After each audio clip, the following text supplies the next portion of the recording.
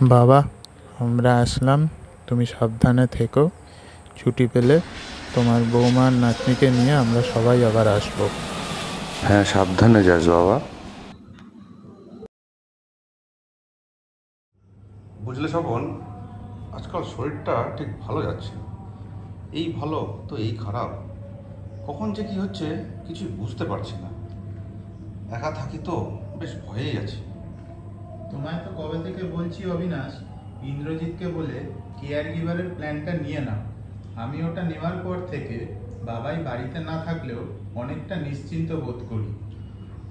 ইন্দ্রকে বলেছি, দেখি ও কি করে। সকাল থেকে অবিনাশবাবু খাওয়ার টেবিলে বসে প্রচণ্ড মাথা ঘুরছে, শরীর দিয়ে দরদর করে ঘাম ঝরছে। এমন সময় ছেলে ইন্দ্রজিতের ফোন রিং হয়েই যাচ্ছে, কিন্তু অবিনাশবাবু ফোন ধরছেন না। বাবা, কখন থেকে তোমাকে ফোন করছি, ধরছো না যে? শরীর টরীর ঠিক আছে তো? সকাল থেকে শরীরটা